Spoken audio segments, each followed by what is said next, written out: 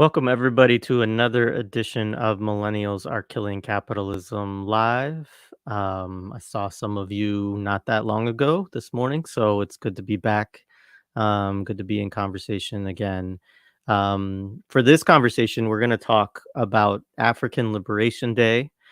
The theme for African Liberation Day this year is Same Struggle, Smash Settler Colonialism in Occupied Palestine, Africa, the Americas, and Oceania. There's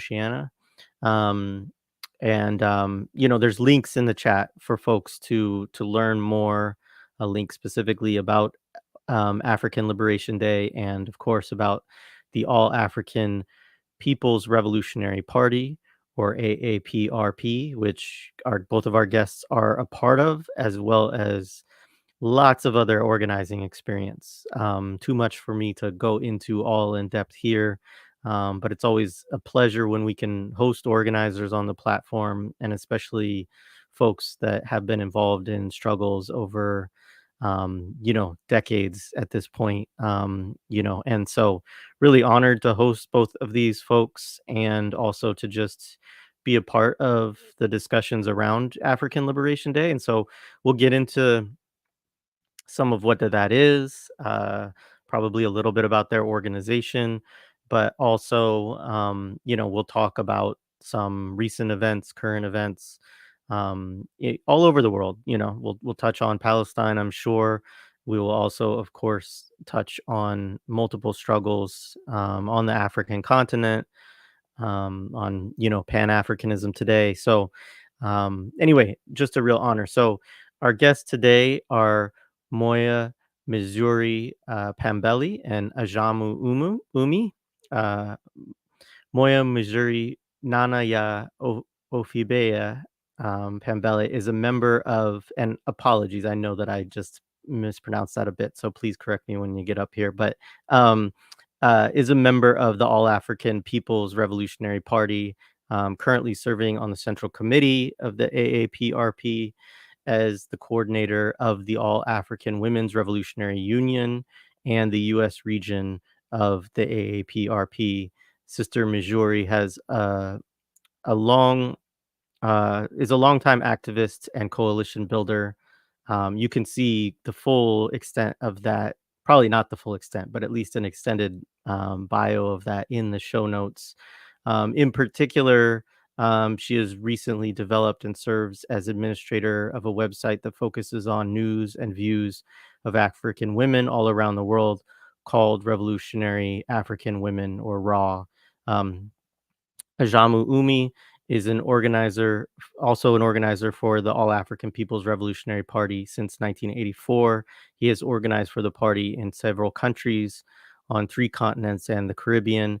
He's a senior labor organizer for one of the largest unions within the U.S., holds a master's degree in economics and political science, and is the author of 3 full-length literary fiction novels, as well as a published study on mass incarceration. One of his books actually also is behind my head there. A Guide to Organizing Defense Against White Supremacy, Patriarchal, and Fascist Violence. So anyways, without further ado, let me bring these comrades to the stage. Thank you for joining us today. And also, please, before I go further, correct any mispronunciations. Apologies on that. Oh, you're muted. Okay, yeah, no problem, comrades. Thank you so much for inviting us. Yes, my name is Moya Mzuri, Nana ya Offeibea Pambeli, and folks just know me as Moya Mzuri Pambeli. I was inducted into the Akan community several years ago and given the name Nana ya Offeibea. But I'm known as Moya Mzuri. And I joined the party in 1976 when I was a junior at UC Berkeley. And, students were talking about the struggle and talking about Malcolm X and wishing he was back, and talking about the role of leaders in the revolution. And organizers on campus came on campus, and we talked about the importance of everybody, that you can't kill a leader if everybody's in the movement. You can't kill a movement just because you kill a leader. It becomes a mass movement and it stays alive, as long as the people are alive. And that logic, attracted me to the APRP, amongst other things. And so I've been in since 1976. And we've been through a lot of changes. We've been through a lot of the movement, growth and expansion, and the twists and turns. But foundationally, I am an organizer. I was coordinator for the program committee, central program committee, and then the central A-AWRU up until 2021. I served both 5-year terms for each. And so 2021 was my last year as A-AWRU coordinator. I'm since still a local organizer, senior cadre, and I work closely with coalitions like Black August, Los Angeles, where, in fact, we just hosted Comrade Jalil Mutaqueen, who had been in prison for 49 years. And we had a really good teach-in with him this past Saturday. I also work with the Committee in Support of Haiti, Committee in Support of the Congo, and other organizations that keep us connected, as well as campus and other community work. I host Pan-African Women's Day every year, August 9th, to help mobilize, organize, and provide some level of political engagement and education to our community, all gender, but focusing on African women in the revolution. So that's me. Beautiful.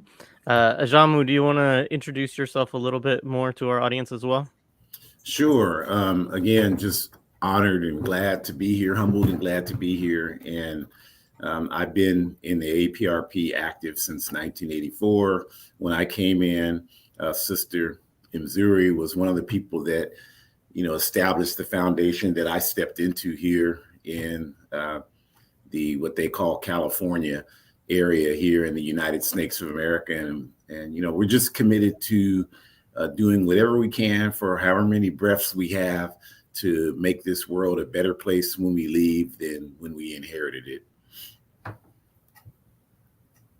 Beautiful. Well, thank you. It's as I said, it's an honor to be here with both of you today and to have this conversation. So let's just start with some basics for folks, because I know not everybody's going to be familiar with what African Liberation Day is. And let's talk also about the theme for this year and the focus on settler colonialism. So, Ahjamu, do you want to talk about what ALD is, or talk Sure. about the theme? Yeah, I can do that. So African Liberation Day it was started on April 15th, 1958 in Ghana. It was initiated by Kwame Nkrumah, who was the first president of Ghana. And the idea behind African Liberation Day is that it would serve as a rallying point to understand that until Africa is free, no person of African descent anywhere on earth is ever going to be free. And in 1963, the name Africa Freedom Day was changed to African Liberation Day. Now today, there's an effort by the African Union, which is a neo-colonial formation, formerly the Organization of African Unity, that Nkrumah co-founded. But today, there's an effort to change it to just Africa Day. And so you'll see that a lot, Africa Day. But we're staying with African Liberation Day because the purpose of the day is to make the point that Africa is under siege. Africa is under attack. It's under attack for its resources, its vast human and material resources, the situations that you hear about or may not hear about, but in the Congo and Sudan and all of these places at home in Africa are the result of this mad dash for Africa's resources. You can't charge your cell phone without Congolese cobalt. You can't light up your house without Nigerian uranium. So the wealth of the Western capitalist empires is based upon exploiting Africa. So for us, the concept of African Liberation Day is just as relevant in 2024 as it was in 1958, even more so. So we use African Liberation Day as a tool to organize the African masses around this question. And the theme that we have this year, the same struggle, smash settler colonialism in occupied Palestine, Africa, the Americas, and Oceania, that's a rallying call for the masses of African people everywhere on earth to wake up and recognize that the unification that we can achieve centered around our mother, Africa, and around the question of revolutionary struggle for socialism is the major contribution we can make in terms of contributing to furthering the human population. And that's not separate, but it's in concert with all these other struggles, the struggle to liberate Palestine, the struggle to liberate the Americas, because these lands that we occupy right now belong to the indigenous people of the Western Hemisphere, and all of those territories between Asia and the Americas that are called Oceania. You know, Hawaii is a settler colony, and the people of Hawaii want their land back, and they will get their land back. So we use African Liberation Day as a tool to help people understand that, and to make the clarion call for people to get in organizations and get organized so we can effectively wage this fight for our freedom and forward human progress. Yeah, right on. Thank you. Moya and Mzuri, did you want to add anything to that? I just probably add a couple points. I think the history of African Freedom Day and African Liberation Day, we really do need to go in deeper to understand that it just didn't pop up out of anywhere. In fact, even African Freedom Day, before it became African Liberation Day in 1963, it was celebrated in New York. Malcolm X spoke at African Freedom Day. They had several in Philadelphia, throughout the eastern, seaboard, and there were so many notables that were a part of acknowledging African Freedom Day. One of the things Nkrumah said at the first conference, he said, "Today we are one. If in the past the Sahara divided us, it now unites us. An injury to one is an injury to all. Hands off Africa. Africa must be free." That was his first statement at the first one. And who was present? Ethiopia, Egypt, Tunisia, Niger. It's about 8 countries that were there. And what was interesting with that is it not only united Africa, so we weren't talking about just, Africans below the Sahara. We're talking about those who were liberated, including about 50 liberation movements who were in attendance. And if I add, China and the USSR, Russia was always connected, always present as observers, as supporters. And through the various years, this movement that has evolved, continued to evolve and expand, so that African Freedom Day began to be celebrated even as points of demonstration. Folks would hold it in occupied South Africa and be arrested for holding African Freedom Day. Folks held it in territories that hadn't been liberated. But what it did, it is inspired the movements to continue to fight for liberation, to the point where they began to see more and more by 1963 actually involved in armed struggle. So the liberation movements expanded, imperialism intensified, but so did the masses of the people in terms of their revolutionary action. We saw, the Vietnam War. We saw the intrusions and the attacks on Cuba. But the liberation movements continue to expand, united. And so the point of it being a galvanizing celebration, but it's also a point of inspiration. It's a period to educate, to expand, and encourage the masses to continue the revolution forward. So we really, want to make sure that we begin to do a little bit more of a discussion and an education, because it always said that this struggle was anti-Zionist, anti-colonialist, anti-imperialist from the very beginning. Mm-hmm. It attacked Israel from the very beginning. So, to show the dynamics that this stuff isn't new. It's been going on for a long time, and we just need to provide more education. We need to educate the masses more so that they know that they have the power to be free. They have the power in their hands to organize and liberate themselves. And that's the other critical point of African Liberation Day, is it's not just a one event. It's a culmination, but it's constantly an inspiration point and evolving and expanding. And for us, especially Pan-Africanism. I appreciate that. I want to stay there for a minute, because you did bring up, obviously we're talking about settler colonialism, and you've mentioned Palestine and Israel. And, I was thinking about that. As over these last 7 months, as we've seen what we've seen, through the kind of liberation struggles, but also the genocidal responses that are going on in Palestine. There's been a lot of people who have brought up videos from Kwame Ture, right? To kind of, because he was such an astute analyst of Zionism, helping people to understand it as an ideology, as a racist ideology. So maybe if you would take a minute and just say a little bit about, your choice to include Palestine in the call for African Liberation Day, and, some of the history that you're talking about in terms of that connection between Palestinian liberation and African liberation. Mm-hmm. Well, I think that for us, the struggle for the liberation of Palestine has always been connected to Africa, even regionally. The battleground has been Egypt at some points. It has been African territory. When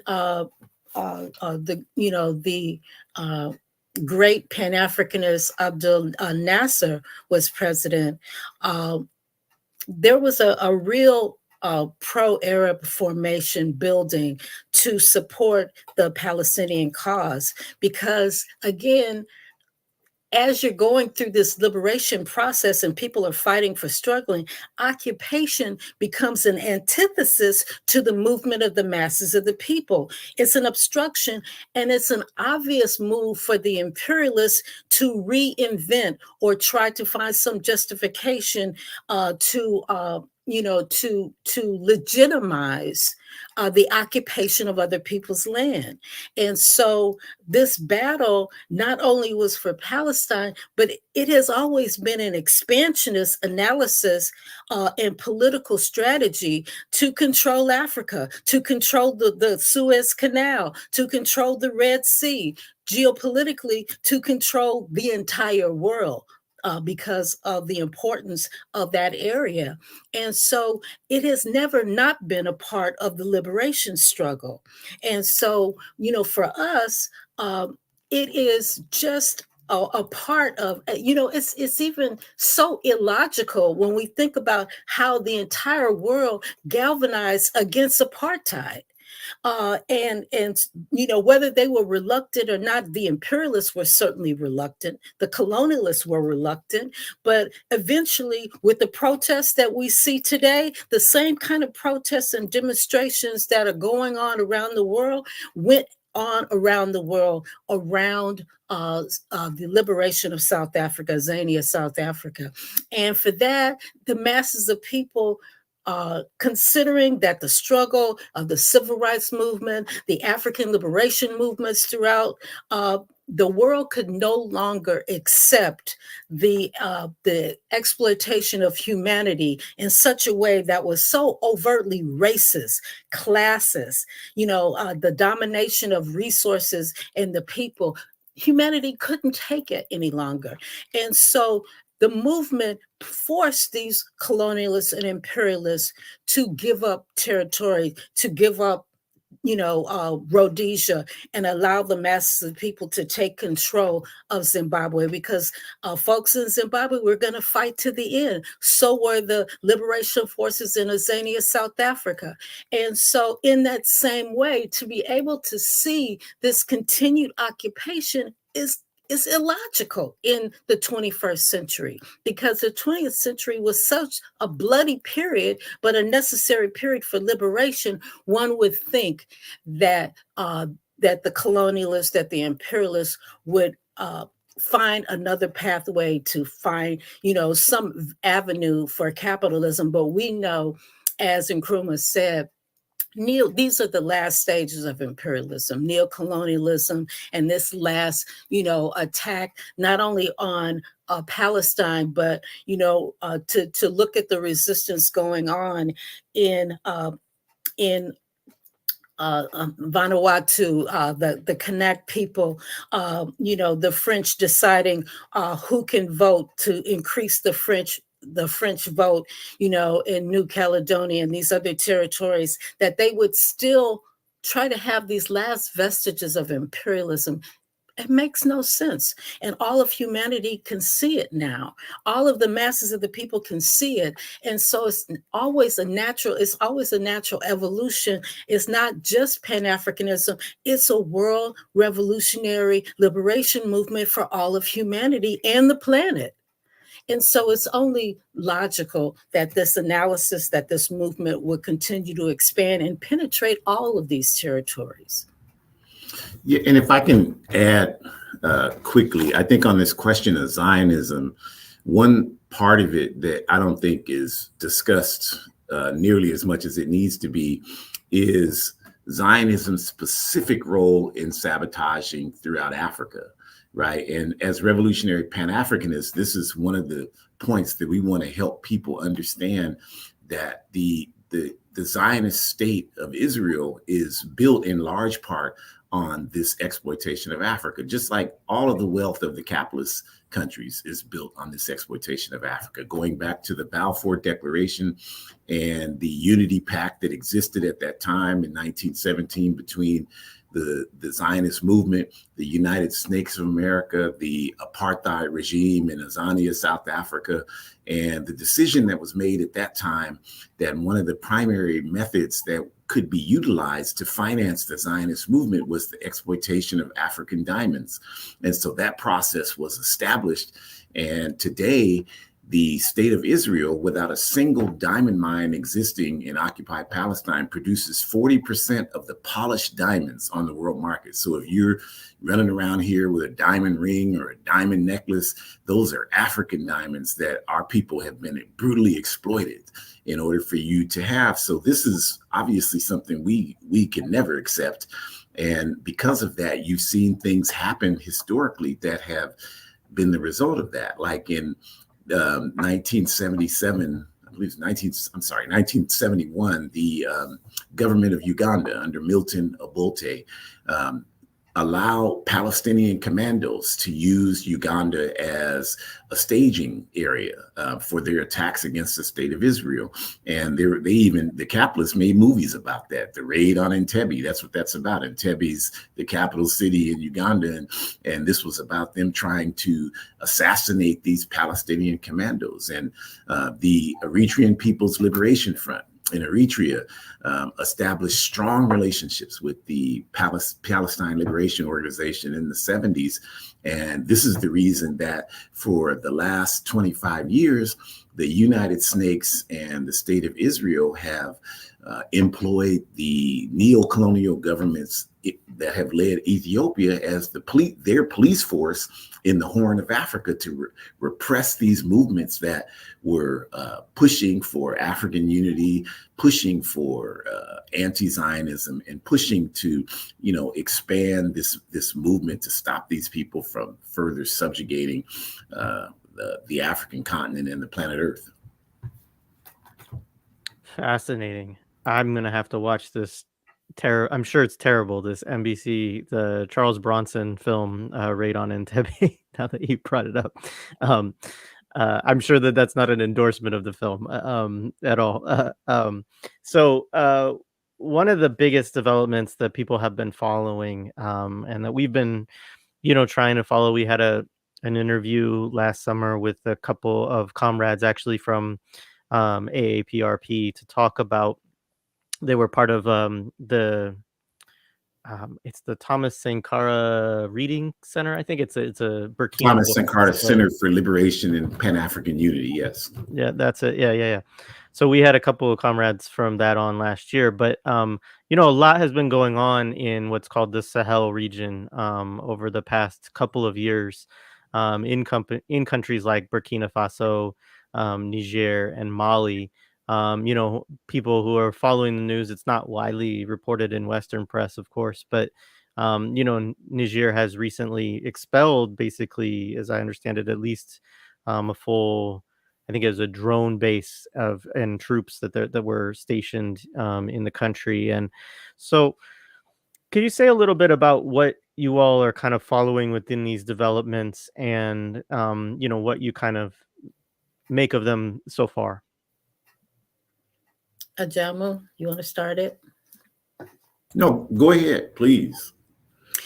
Well, one thing that I think we should, repeat is that revolution never stops. Even though one may have a coup d'etat over Nkrumah's government in 1966, that never stopped the Nkrumah's movement and the development of Pan-Africanism, because that base was what Malcolm X said, the fountain of Pan-Africanism. Ghana, it invited everyone, every liberation movement. It helped train and develop revolutionaries throughout Africa.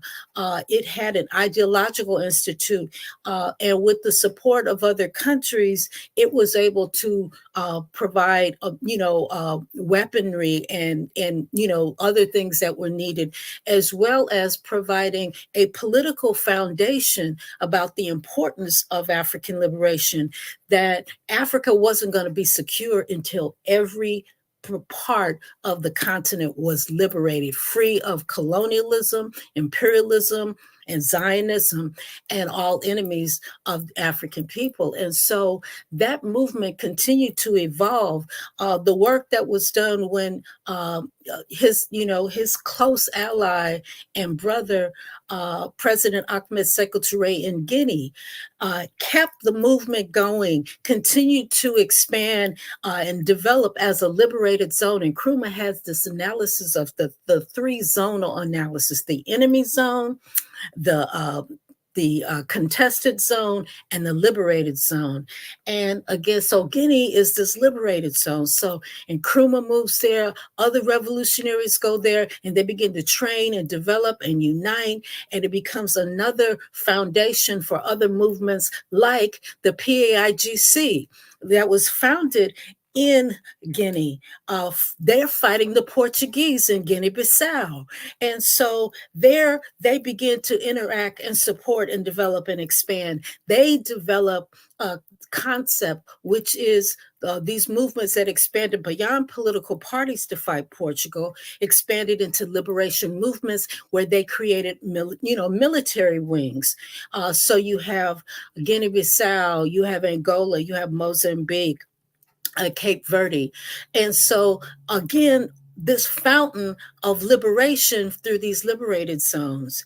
And then you have an expansion where you have the birth of various revolutionary leaders like a Thomas Sankara, who he saw these as his leaders, his uncles, his fathers, that were helping to forge the continuation of Pan-Africanism, the expulsion of the colonialists to say Africa, if Africa can have some of the first civilizations, we can build our society today. We do not need the French to build it. We do not need their currency. We do not need their assistance at all.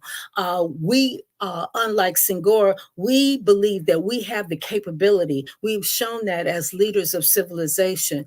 And so that Sankara's philosophy continued to evolve. And so this is a region of constant Pan-Africanist revolution.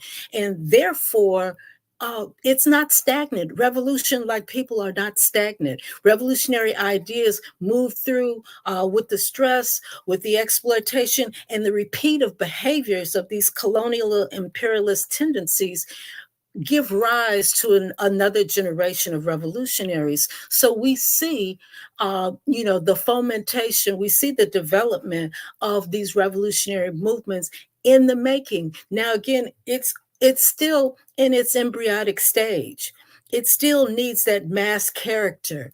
It still needs to be able to expel the colonialists and the imperialists, because you have AFRICOM troops there as well, as well as the French. And so it still is in the formation where it needs to develop into real mass movements with both youth and women, all involved in the process.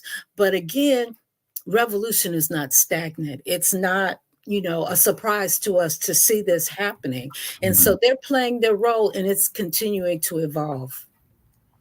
Yeah, and I think it's important that people understand like what these countries in the Sahel, like a lot of the forces that are making a lot of these changes happen, Burkina Faso, Mali, Niger, etc. There are 9 countries that specifically make up this relationship with France. And some of them, like Guinea-Bissau, are not even former French colonies. But what France has done is they have tied all of these countries economically to the CFA franc currency. And the relationship, what France has done is they've said, we will, in exchange for us pretty much controlling your economies, we will ensure that the CFA franc will maintain its value on the international market. As an imperialist country, like we have the ability to do that. And 50% of the revenues that are produced, the gross national product that's produced from all of these countries, has to flow through a French operating account. So basically, France is an extreme pimp in Africa to all of these countries. And people are sick of that.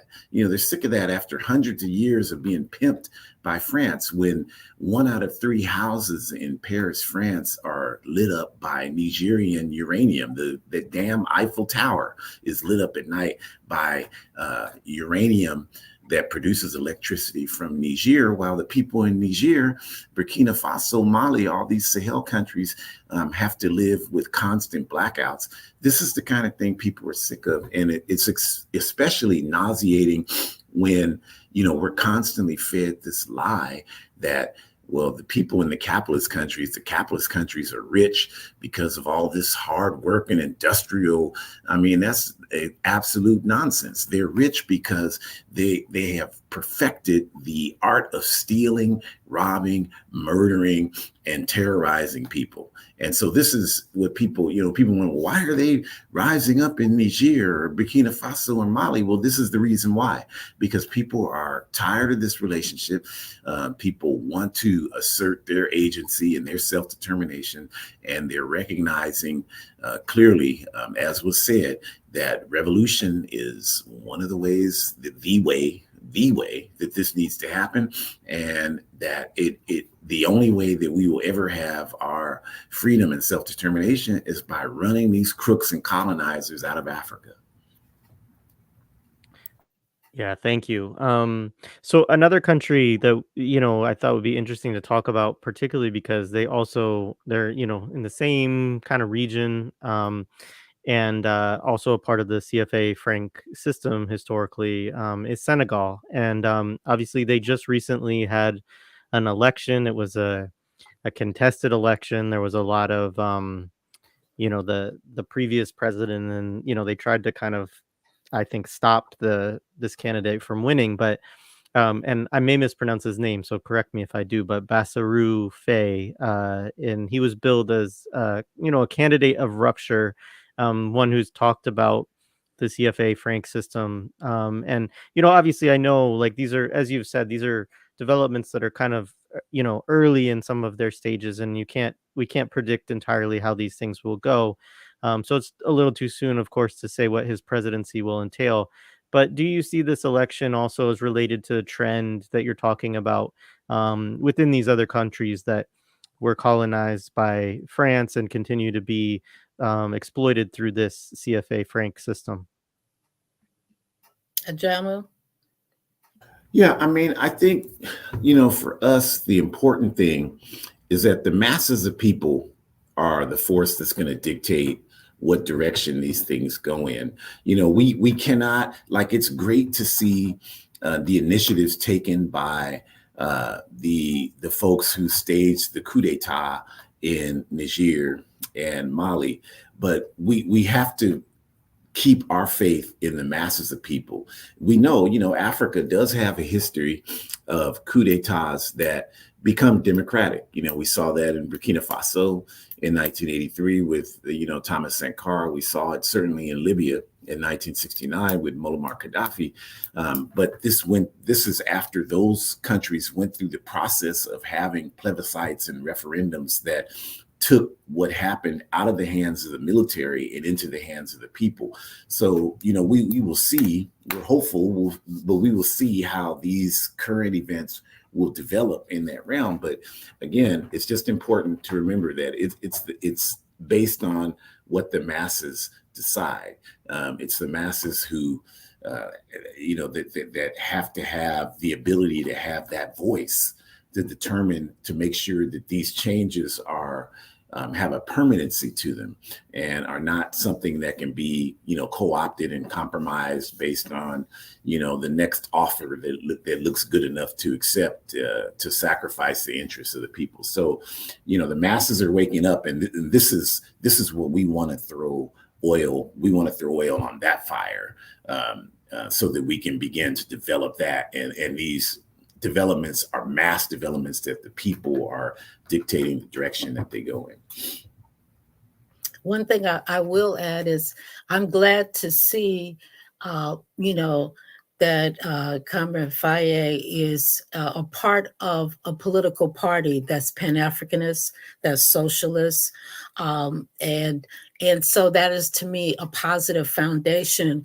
But Senegal and Cote d'Ivoire are some of the most loyalist, neo-colonialists of the French that has existed and stayed intact, and have been a part of the drama in that region, imposing itself and causing chaos in Guinea-Bissau, in other territories. And so those are neo-colonialists to be dealt with. It's going to take mass organization, mass politicalization.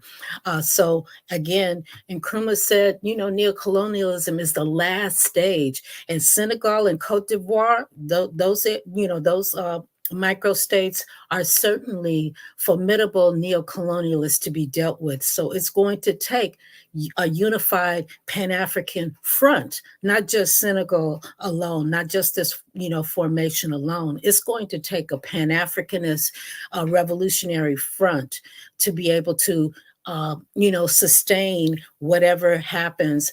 A border is not going to be enough. That region needs to unify itself, as they've been working towards, and continue to build mass movements throughout.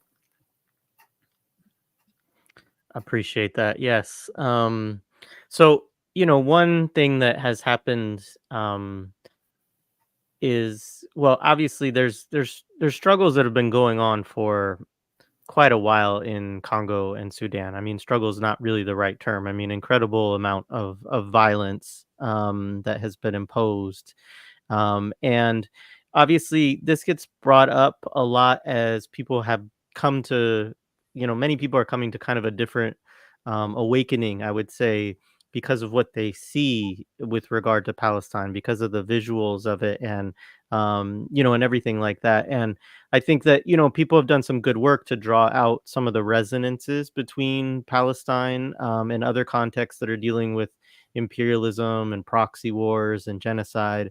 Um, and obviously, Congo and Sudan have their own dynamics, and so I'm interested in whether you all see those as important resonances, and um, how you feel about those comparisons, and whether they're useful, or are there just particularities there with those two situations that people really need to kind of engage on their own terms, I guess, is part of what I'm asking. Mhm.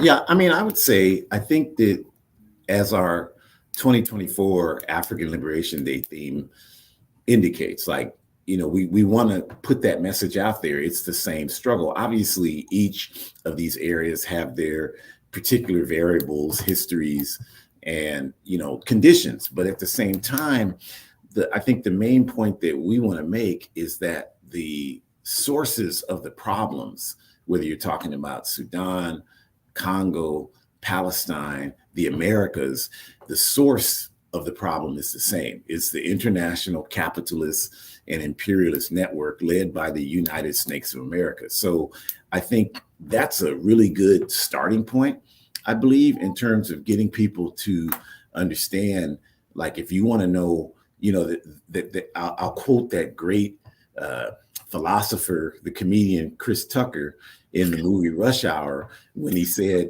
if you want to know where the problem is, follow the white man and the money. And I think that's a very logical analysis in terms of understanding the problems of the world. So I think whether it's occupied Palestine, whether it's Sudan, Congo, wherever it is, if we can get people to understand that, because what the analysis is right now in the capitalist media is that, well, these problems exist because these people don't know how to govern themselves. They don't know, Hamas is a terrorist organization. The Congo, they don't know how to, put food to their mouth and eat it, and they have to be shown how to use the bathroom. That's the, the backward bottom shoe scum analysis that dominates in the world today. And what we're trying to do is get people to understand, no, these things happen for a reason, and the source for these problems is the same source, no matter where you are in the world. And so we can start there. I mean, there's certainly differences. There's no question about that. But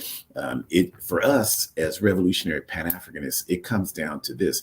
I'm sitting here in Miwok land, Sacramento, what they call Sacramento, California, and I could easily be in the Congo. My daughter did the DNA test, and it says that we have Bakongo history and background. So I could literally be there. And if it were not for the transatlantic slave trade, that's probably where I would be sitting right now, if that hadn't happened. So it is the same struggle. Whether the fact that I'm here, I can't separate myself from what's happening in the Congo. And I understand that the theft of these Congolese diamonds finances the illegal state of Israel. So those connections are irrefutable. And that's the point that we try to make with people, to get them to understand, because if we can make those connections, then that can help us understand how to unite and come together to run right over these people's chests. Right on. So obviously, a major pillar of the organizing that you all do with the All African People's Revolutionary Party, as has come up through this conversation already, is Pan-Africanism, is the idea of a united Africa under scientific socialism. I'm interested in how you see these ideas resonating with today's activists and organizers that you work with. Obviously, I know that you both have organized, across different contexts and different continents. And do you see them as gaining resonance? And what important conditions do you believe necessitate this political vision? In other words, say a little bit about why Pan-Africanism is such an important politic for both of you. I think that, from wherever we go to speak, whether it be in our local communities through Tongva territory, or if we're in, in Canada or in the Caribbean or even in the UK, the fact that African people have not only suffered probably more than any people on the planet, with millions stolen and spread through over 100 countries to work for no pay, degraded, left in the most miserable of human condition. That has not only been something that we've had to realize, that we've also been discriminated, and there's a prejudice around the world against African people because of that experience, as if it was something that we created. That is a connection, no matter where I've gone, where African people realize not only the greatness of our history, and the fact that we've done so much for humanity. We're the birthplace, the African continent is the birthplace of humanity. And that we've built various, civilizations and systems and educational systems, and some of the first places to have written language, etc. That we are treated with such disdain. That's a common illness and malady that we carry around with us all over the world. And the fact that we want to be rid of that we know our liberation and gaining control over our conditions is critical to us turning that consciousness around, first within our own people, and then with the rest of the world, is something that everyone yearns for. And so it resonates with people because, one, they want more political education. They want more history. They want to share the analysis, because that's what's lacking. It's a lack foundationally of a knowledge of who we are, our history, and our relationship with the rest of the world. And so the A-APRP provides that, and Pan-Africanism is the focal point that brings us all together. And the strength of it, it's certainly evident through the rest of the world, as well as for African people, that the victories that we've had is because of the Pan-Africanist movement. It's because of their work done in unity over 124 years that helped through its own evolutionary process to create the revolutionary foundation for the movements that followed after the Fifth Pan-African Congress in 1945. And so, for that, it has been a great beacon of light for people to grasp onto, and for the youth to be able to now, in this era of social media, where so much of it is not only Kwame Ture videos, but other folks' videos, and us doing work, and us being on shows like yours, and being on podcasts, and being on other programs, and doing our own programs and streaming those, that we can make our contribution to provide that, as well as doing the work, as well as uniting with other organizations and coming together to build solidarity and to show the power of unity. And so I think those are the common things that strengthen people, because I work with you all the time. I'm doing orientations, I'm bringing folks in, I'm working with them and training them. And one of the things that they stay is that at some point, the way they felt isolated. But when they come into the PRP, they realize, hey, there's somebody like me who cares about our people, who wants to know more. I never learned that. I want to learn more. And they're in a collective that is constantly learning and developing and doing. And that's the common denominator where people want to belong. They want to expand their consciousness and the consciousness of the masses of the people. And in that way, we connect with other movements.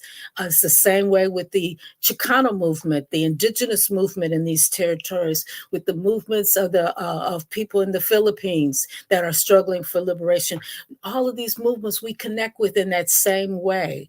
And it's in that way that it becomes organic. And so the relationship is just logical.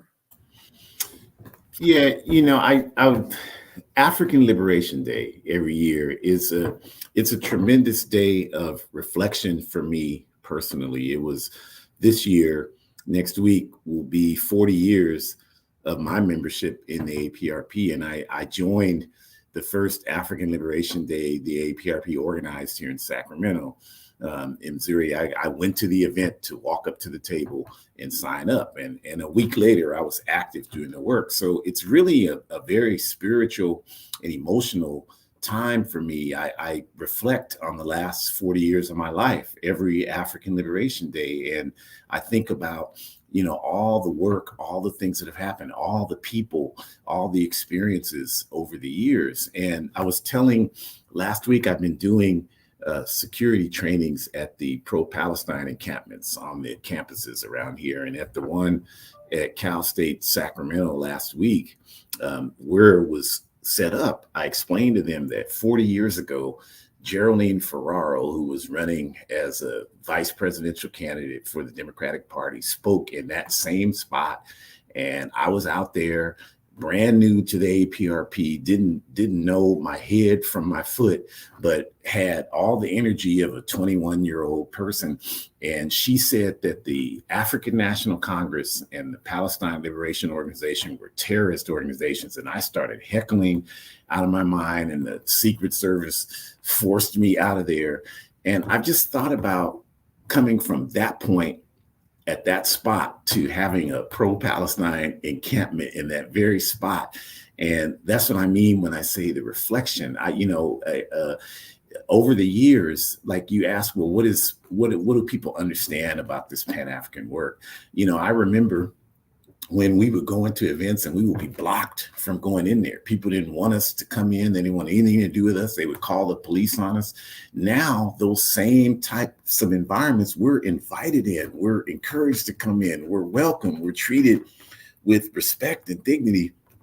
And this is a reflection of the growing collective consciousness on the part of, humanity. People understand now. They understand, like, what you're bringing here is something that can help enhance us and help build us in movement. I was out there last night at the encampment, and I'm telling them we had a training. I'm like, okay, so I gotta go, and they're like, well, when can you come back? We want you to come back.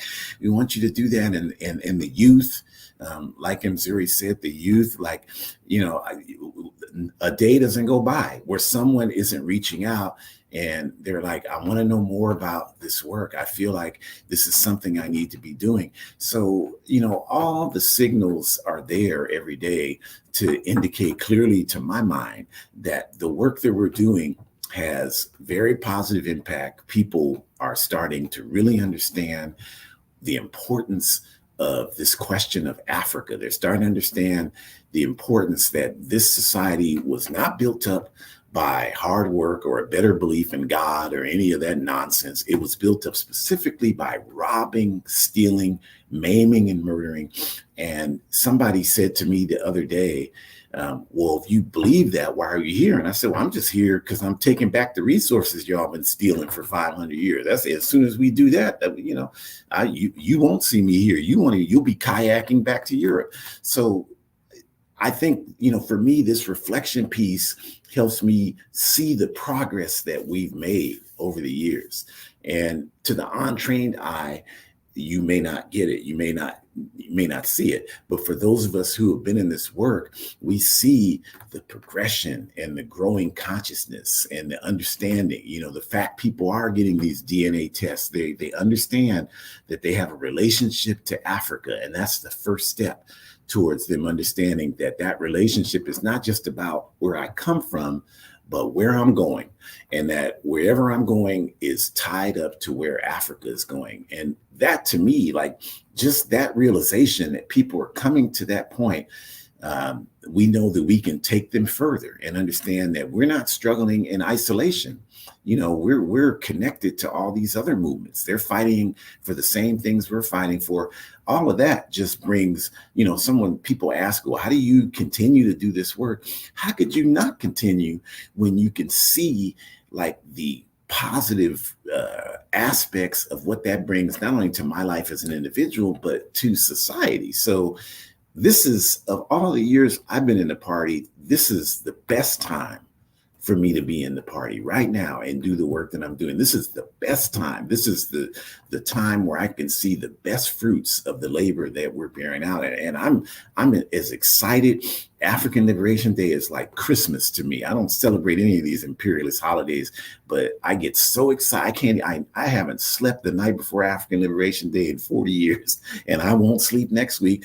And the reason why I get so excited is because I'm just excited for the potential. I don't know if I'm going to live to see it, but I'm excited for what will be, what the pieces that we're putting in place, and what will happen for future generations. And that right there, to me, is the main reason to want to continue to live in this life. And I just love the fact that I'm humble and able to make a contribution to it, and that I work with so many wonderful people that are committed to making this ideal a reality.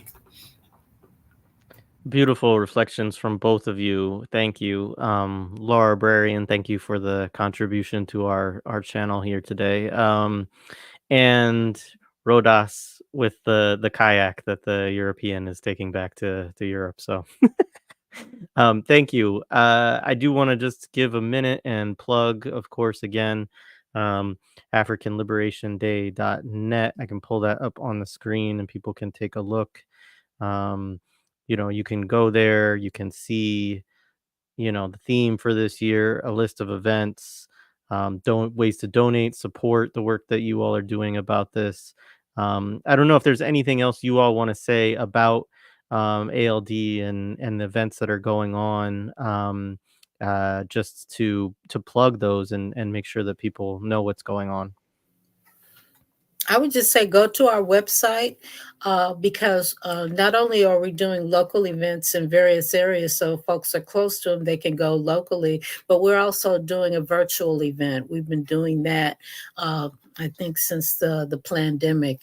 And so, you know, I think that, you know, if you're in another area where we aren't doing a local event, make sure to stream it, bring people together and have a streaming party, you know, where folks can come together, because we will have folks not only on the African continent, but throughout the diaspora presenting. And not only the party in general, but also the Women's Union will have speakers as well.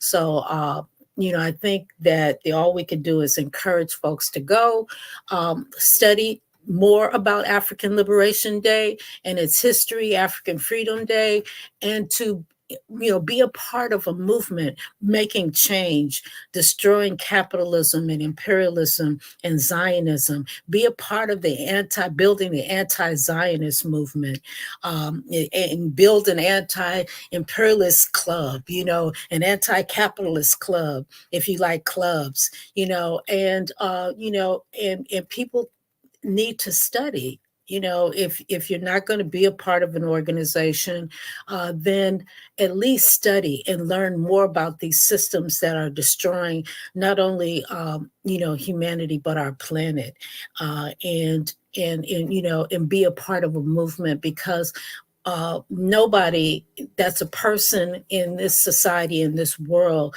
exists without other people. We, especially humans, are the most fragile of all, you know, and we wouldn't be able to walk, talk, interact without other human beings. And so we need each other. We need to organize as a collective. And the only way we're going to be free is with mass organization and mass revolutionary activity. Perfect. That's a great place to wrap up. I think I appreciate so much your time and your attention to our questions and just being in conversation with you both today. Is there anything that either of you wanted to say in closing, or just final words? I think that's good. Come to African Liberation Day 2024. Forward ever. Right on. Yeah, thank you so much Thank for this you. conversation. And we definitely Appreciate you. encourage people to go to the website, sign up for a webinar, find a local event, and get involved. So thank you. Forward Thank ever. you. Yes.